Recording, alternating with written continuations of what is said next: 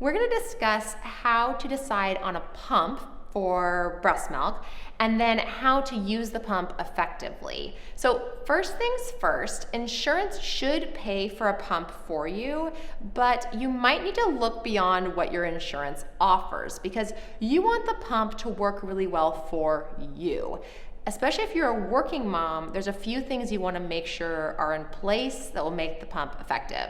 So first thing is size and portability. This pump, for example, is extra large and will make it difficult for you to do much, right? You have to have it plugged into a wall, it has to connect to this huge bag. So it's great in terms of getting the milk out, but it's not going to be great in terms of living your life.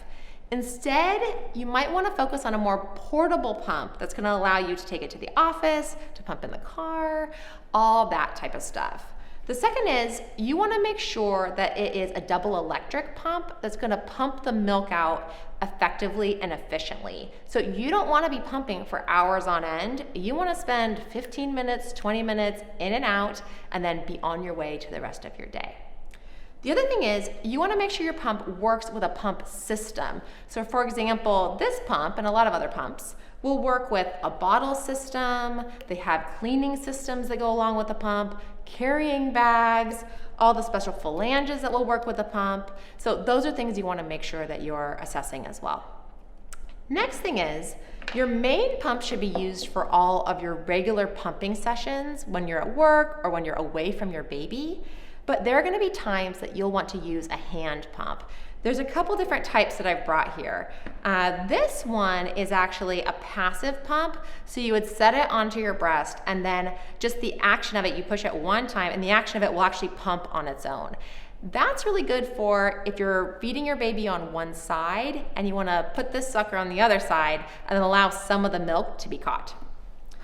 This type of hand pump will actually get the milk out a little bit more effectively because you're pumping it this way. I like to use this type of pump in the morning if you have a lot of engorgement or before you feed your baby if you have overactive letdown, so that way you can get a little bit of the milk off. These pumps are not the best though for getting your milk out all the time. They're just things that we can add in addition to your main pump to make pumping more effective. Couple other things, I want to make sure that you have a lactation specialist that fits you for these little cones so that way when you are pumping, it doesn't injure your nipples. So I have heard lactation specialists talk about how if you have the wrong size of these beauties, it's like walking around in too tight shoes all day long. And if you're breastfeeding for a long time and pumping for a long time, that means you're going to be getting some serious injuries over time. So make sure someone fits you appropriately. You can pump on the go with this lovely apparatus using a strapless bra that's meant for working, for being in the car, for doing all your activities on a computer. There is no reason that you should waste your time pumping and not multitasking at the same time. I'm not a huge fan of multitasking your entire life, but pumping is a waste of time if you're not doing something else along with it. These little guys just fit right in here. And you can attach it here. You can attach your pump to it. You can be hands-free. You can be on your way.